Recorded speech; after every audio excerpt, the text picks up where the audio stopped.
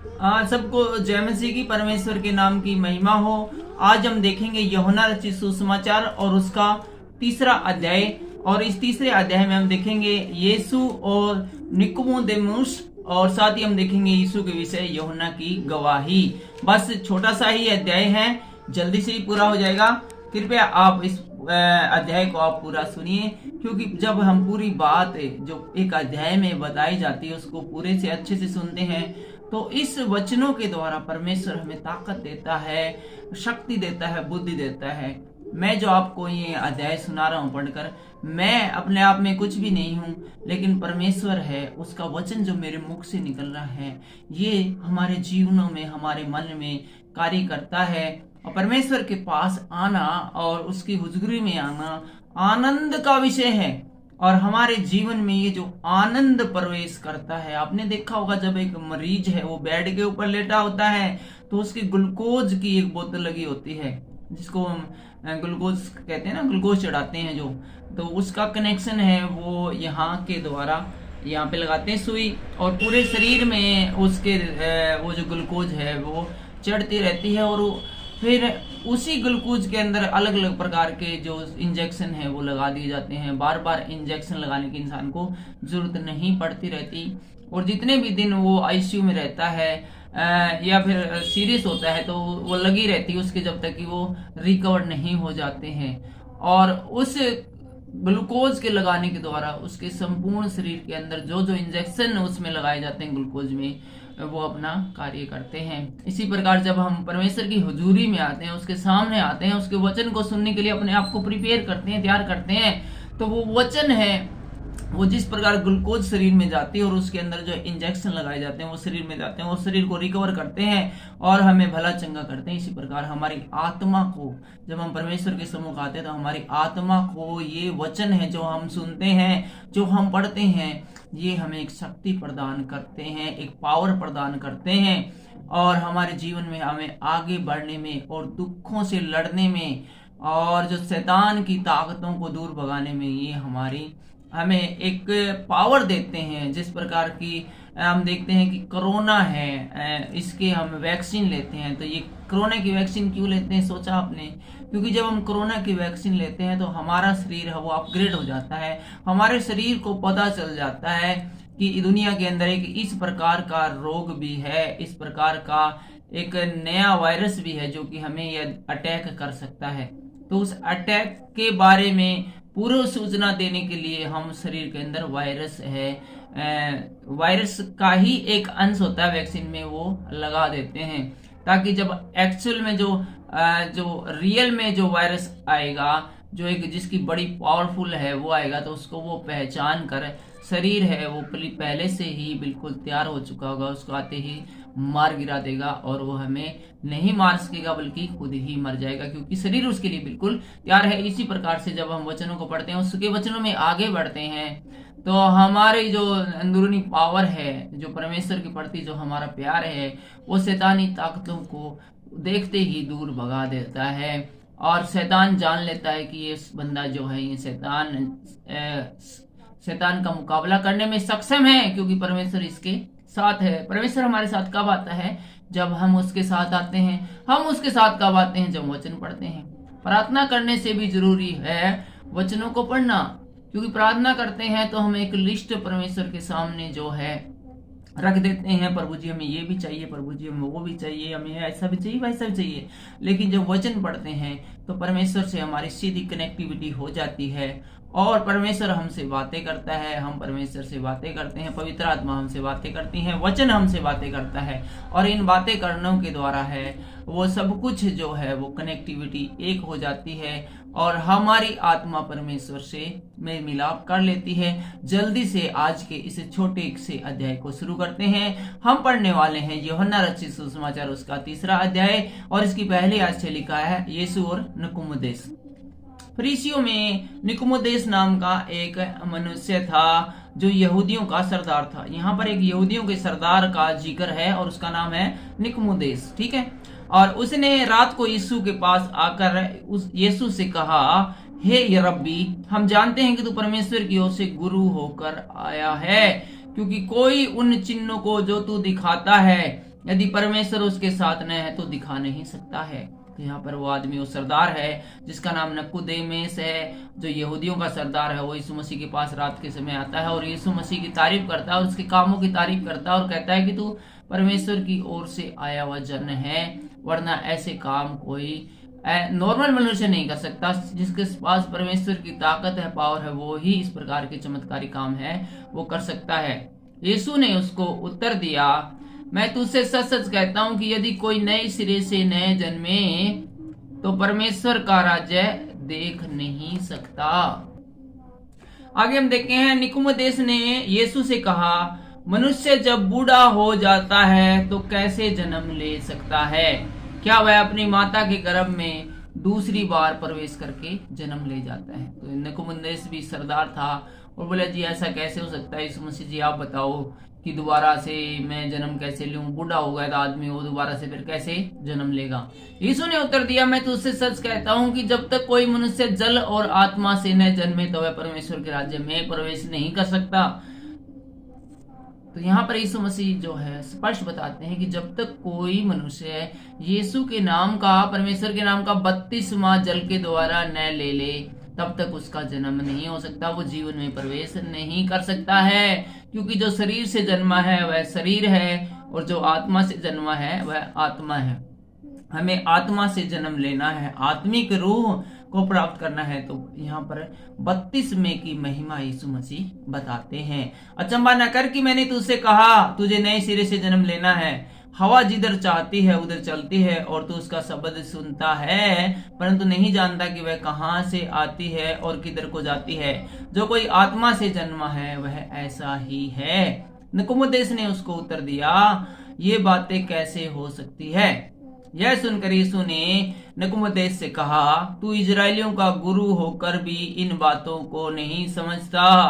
मैं तुझसे सच कहता हूं कि हम जो जानते हैं वह कहते हैं और जिसे हमने देखा है उसकी गवाही देते हैं, और तुम हमारी गवाही ग्रहण नहीं करते। जब मैंने तुझसे पृथ्वी की बातें कही और तुम विश्वास नहीं करते, तो यदि मैं तुझसे सड़क की बातें कहूं तो फिर कैसे विश्वास करोगे? कोई सड़क पर नहीं चढ़ा, केवल वही जो सड़क से उतरा, अर्थात मनुष्य का पुत्र। यानी जो सड़क से उतरता है उसको ये भी अधिकार है कि सड़क के ऊपर वो वापस चढ़ जाए। तो यहाँ पर यीशु मसीह अपने जन्म से लेकर अपनी मृत्यु तक की बातें बताते हैं कि वो सड़क से आया हुआ है और सड़क में ही चला जाएगा और उसके पास ये अधिकार है कि सड़क में जाए। और जिस रीति से मूसा ने जंगल में सांप को ऊंचे पर चढ़ाया था, उसी रीति से आवश्यक है कि मनुष्य का पुत्र भी ऊंचे से चढ़ाया जाए। यहाँ पर अपनी मृत्यु के विषय में यीशु मसीह एडवांस में गवाही देते हैं। वो कहते हैं कि जिस प्रकार मूसा ने सांप को लटका दिया था कि जो भी सांप को देखेगा वो सांप के काटे हुए से चंगा हो जाएगा, इसी प्रकार से सब लोगों की चंगाई के लिए, सब लोगों की भलाई के लिए मनुष्य का पुत्र भी ऊंचे पर लटका दिया जाएगा, अर्थात एक दिन सूली पर चढ़ा दिया जाएगा, ताकि जो कोई उस पर विश्वास करे वह अनंत जीवन लाए। लोगों का अनंत जीवन लाना सिर्फ इसी बात पर डिपेंड करता है कि वो यीशु पर विश्वास करे। ऐसा यीशु मसीह हमें कहते हैं 15वीं आयत में। और हम आ गए हैं 16वीं आयत से और यहाँ देखते हैं, क्योंकि परमेश्वर ने जगत से ऐसा प्रेम रखा कि उसने अपना इकलौता पुत्र दे दिया, ताकि जो कोई उस पर विश्वास करे वह नष्ट न हो परंतु अनंत जीवन पाए। अनंत जीवन पाए। परमेश्वर एक ही बात कहते हैं, अनंत जीवन। परमेश्वर चाहता है कि सब मनुष्य जो इस पृथ्वी पर है, चाहे उन्होंने कितने भी पाप किए हो, वो आगे आने वाले समय में अनंत जीवन का भागी हो। जितने पाप किए वो सो किए, अब उनसे वो तौबा करे, उनसे माफी मांगे, ताकि अनंत जीवन का भागी हो। अनंत जीवन मतलब कभी न खत्म होने वाला, हमेशा जिंदा रहने वाला जीवन। ये शारीरिक जीवन नहीं कि आदमी 70, 80, 90, 100 साल जिया और मर गया। एक ऐसा जीवन जिसमें मृत्यु है ही नहीं। परमेश्वर ने अपने पुत्र को जगत में इसलिए नहीं भेजा कि जगत पर दंड की आज्ञा दे। परमेश्वर ने यीशु मसीह के इसलिए नहीं भेजा कि वो लोगों पर दंड की आज्ञा दे, उन्हें दंडित करे, उन्हें अपमानित करे, परंतु इसलिए कि जगत उसके द्वारा उद्धार पाए। बल्कि यीशु मसीह के भेजने के द्वारा ये जो जगत है और इसके लोग हैं वह उद्धार पाए, अर्थात नए जीवन में प्रवेश करे, जीवन की पुस्तक में नाम लिखवाए। सीधे सीधे अक्षरों में कहें तो यीशु मसीह इसलिए नहीं आया कि लोगों का जीवन की पुस्तक में से नाम काटे, बल्कि इसलिए आया कि और बहुत सारे लोगों का जो नाम है वो जीवन की पुस्तक में नाम लिखा जाए, अर्थात स्वर्ग में एंट्री ज्यादा से ज्यादा लोगों की हो। इसलिए यीशु मसीह आया, इसलिए नहीं आया कि जिन लोगों की एंट्री होनी थी उनको भी डिस्क्वालीफाई करे। जो उस पर विश्वास करता है उस पर दंड की आज्ञा नहीं होती। यीशु मसीह पर जो विश्वास करता है उसके ऊपर दंड की आज्ञा नहीं होती है, परंतु जो उस पर विश्वास नहीं करता वह दोषी ठहर चुका है। लेकिन जो यीशु मसीह पर विश्वास नहीं करेगा वो दोषी ठहर चुका है, इसलिए कि उसने परमेश्वर के इकलौते पुत्र के नाम पर विश्वास नहीं किया। यीशु मसीह पर विश्वास न करना ही अपने आप में एक क्राइम बन जाता है। और 19वें आयत में देखते हैं, और दंड की आज्ञा का कारण यह है कि ज्योति जगत में आई और मनुष्य ने अंधकार को ज्योति से अधिक प्रिय जाना, क्योंकि उनकी काम बुरी थी। तो यहाँ पर एक और जो हमारे दंड का कारण बनता है वो है ज्योति। एक ज्योति आई हमारे सामने ताकि हमें उजियाला दिखाए, हमें सच्चाई का मार्ग दिखाए, लेकिन हमने उसको न चाहा। हमने कहा नहीं ज्योति को नहीं भाई, ज्योति को दूर कर, हमें 1000 वाट के बल्ब की जरूरत नहीं है, हमारे को तो 2 वाट का एलईडी बल्ब काफी है। क्यों?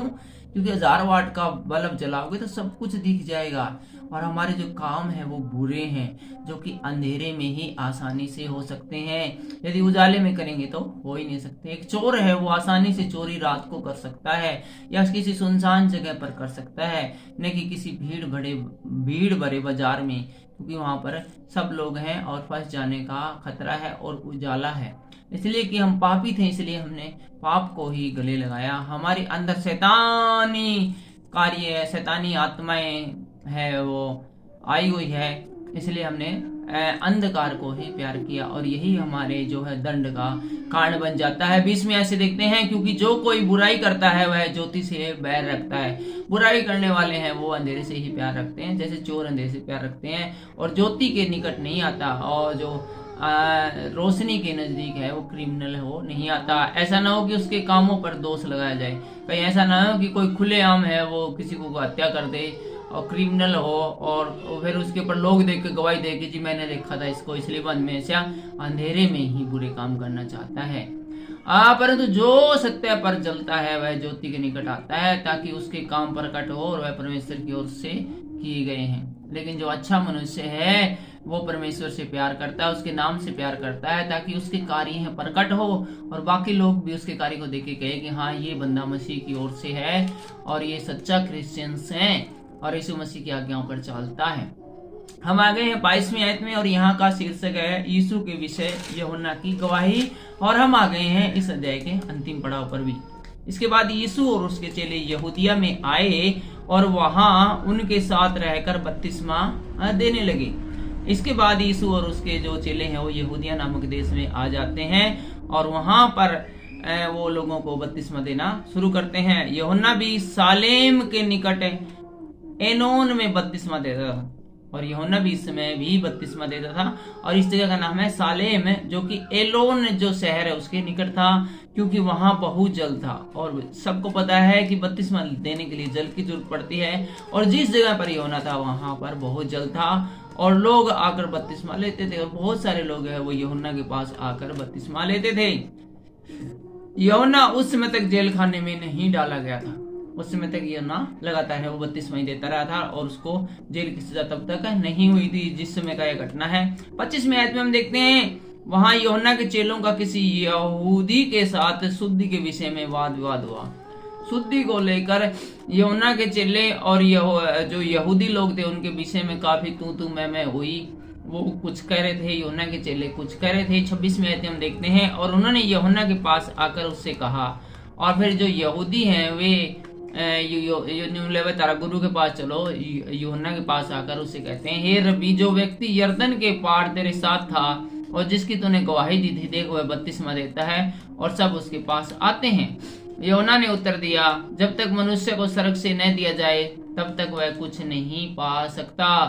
तुम तो आप ही मेरे गवाह हो कि मैंने कहा मैं मसीह नहीं परंतु उसके आगे भेजा गया हूँ। जिसकी दुल्हन है वही दूल्हा है, परंतु दूल्हे का मित्र जो साथ में खड़ा हुआ है उसकी सुनता है, दूल्हे के शब्द से बहुत हर्षित होता है।